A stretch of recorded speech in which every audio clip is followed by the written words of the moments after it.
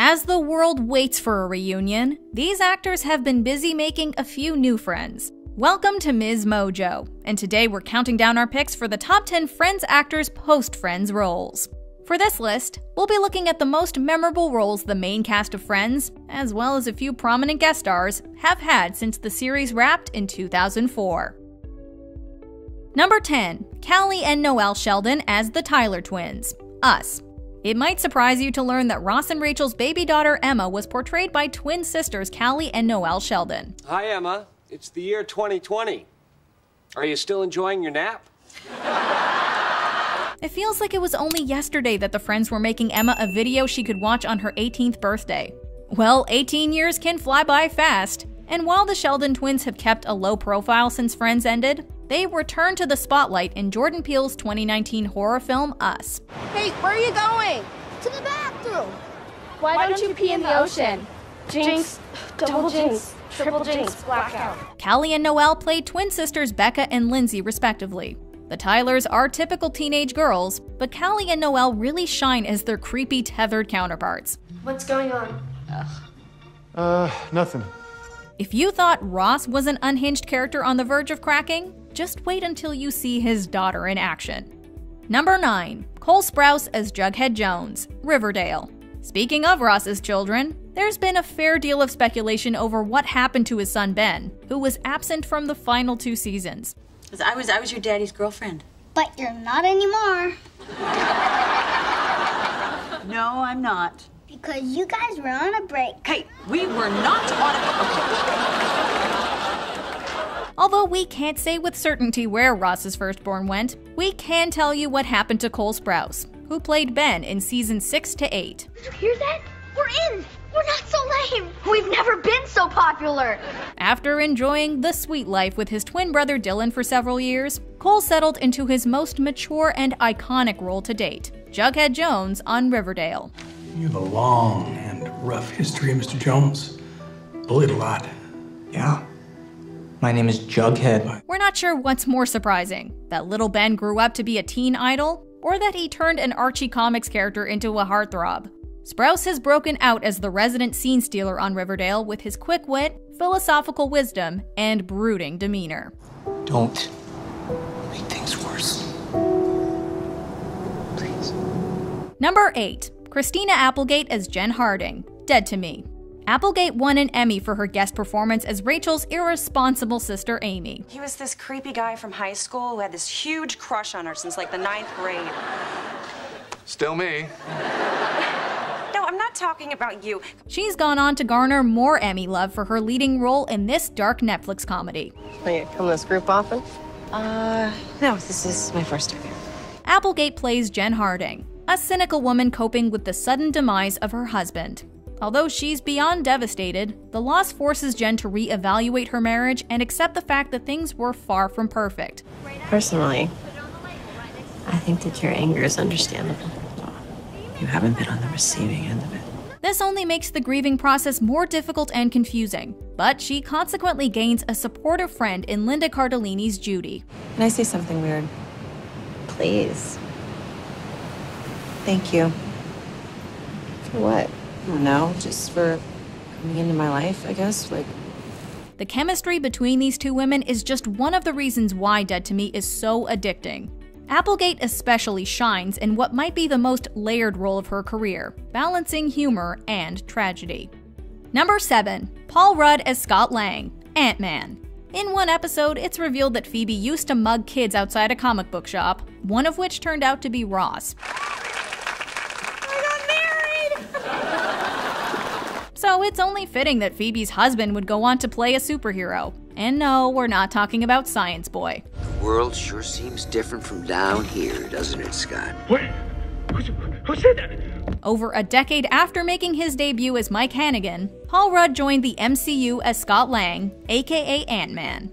Naturally, the Ant-Man movies are of a smaller scale than some of the other MCU films, putting a stronger emphasis on screwball and even romantic comedy. I was hoping I could grab a piece of technology. Just for a few days, I'm gonna return it. I needed to save the world. You know how that is. This is perfectly suited to Rudd's signature charm, charisma, and sense of humor. Captain Steve. Sorry. America, Rogers, look, if you do this and it doesn't work, you're not coming back. Even as Ant-Man's role grows larger in the MCU, Rudd continues to shine in the heavier moments. Number 6. Matthew Perry as Matt Albie, Studio 60 on the Sunset Strip. Chandler Bing always dreamed of quitting his job and writing jokes for a living. What if I had had the guts to quit my job? I'd probably be writing for The New Yorker, being paid to be funny. In Studio 60, Matthew Perry got to live out Chandler's dream as Matt Albie, a television writer who's tasked with getting a long-running sketch comedy series back on track. Matt, yeah, go up on the stage now. Why? You just won. Really? Hey, that's great!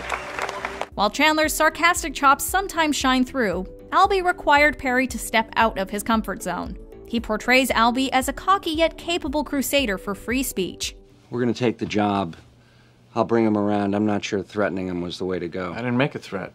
No matter how edgy a joke might be, Albie will challenge the censors as long as he thinks it's funny. But it's gonna be our show now. And only one of us can screw up at a time, and I think we both know that most of the time it's gonna be me.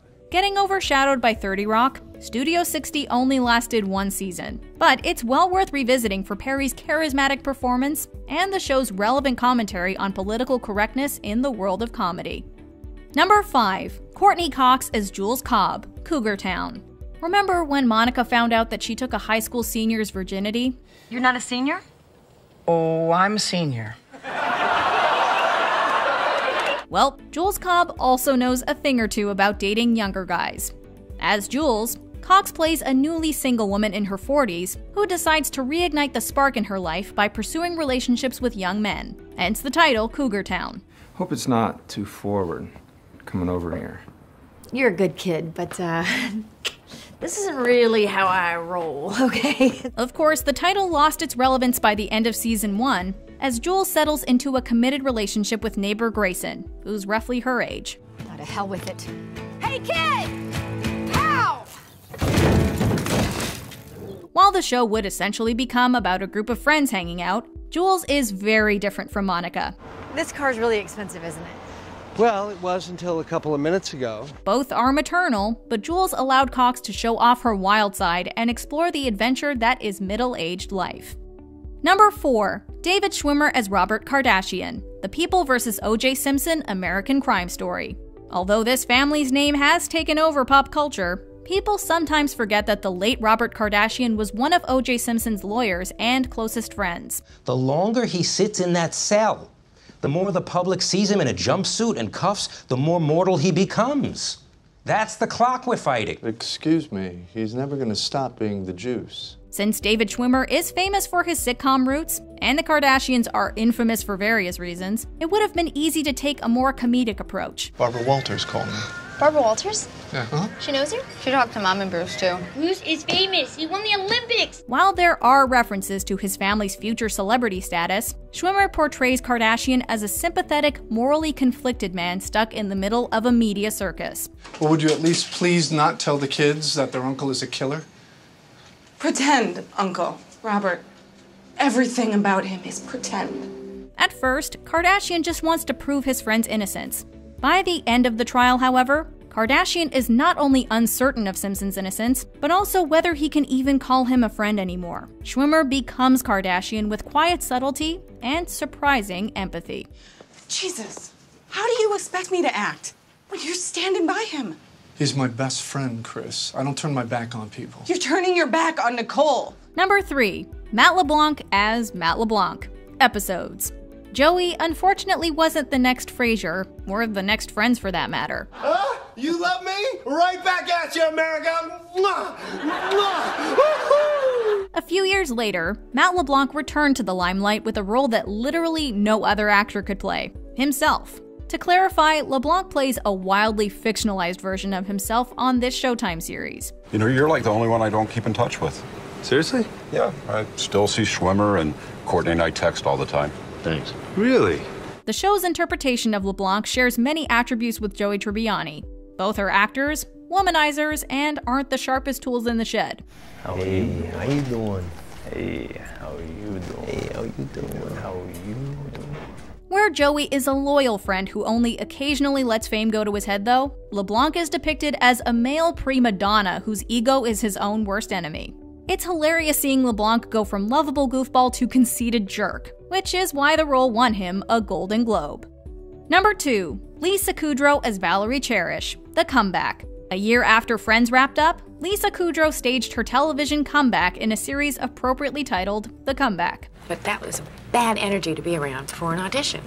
You know, and desperate for a comeback. You know, well, desperate might be their issue. Well, clearly, if you say it, it is. Of course, where Kudrow was still a highly respected and bankable star, Valerie Cherish finds her career on life support at the beginning of this dramedy. It may have been a departure from Phoebe Buffay, but Kudrow brought her trademark quirky charm and spot-on delivery to the role. So now, it's 2 young girls and 2 young guys, and you're the aunt who lives upstairs.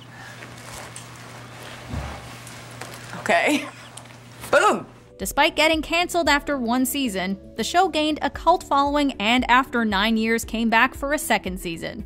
If that's not meta enough, Valerie ends up playing a fictionalized version of herself, not unlike Matt LeBlanc in episodes. Kudrow has had several other memorable post-Friends roles, including Fiona Wallace in Web Therapy. Neville Miller? Ring a bell? We're already angry. We haven't even had our first session. That's new. Before we continue, be sure to subscribe to our channel and ring the bell to get notified about our latest videos. You have the option to be notified for occasional videos or all of them. If you're on your phone, make sure you go into your settings and switch on notifications. Number 1. Jennifer Aniston as Alex Levy, The Morning Show. Shortly before saying goodbye to Rachel Green, Jennifer Aniston showed another side of herself in The Good Girl. We can leave all this behind. That's easy for you to say, Holden. You are not married. You're gonna give up? You're gonna go crawling back? Holden, you're gonna get us caught. After that, Aniston mainly stuck to comedies on both the silver and small screens. Aniston reminded audiences what a phenomenal dramatic actress she is in The Morning Show, however, winning a SAG award. You think accepting an award for leadership in journalism 2 days after my co-host of 15 years is fired for predatory behavior is touchy? Aniston is breathtaking as Alex Levy, a news anchor whose show is suddenly hit with a major scandal. As a power struggle reaches its boiling point, Levy holds her own against the big boys. If it was so uncomfortable for you, why didn't you leave? You're an adult, you have agency, why did you stay? Levy must walk a tightrope as she's forced to decide between potentially ruining her career and reporting the truth. I would like to take this moment to announce my new morning show co-host, Bradley Jackson.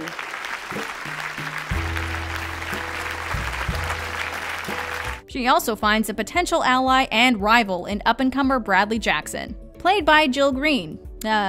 We mean Reese Witherspoon. Do you agree with our picks? Check out this other recent clip from MsMojo. And be sure to subscribe and ring the bell to be notified about our latest videos.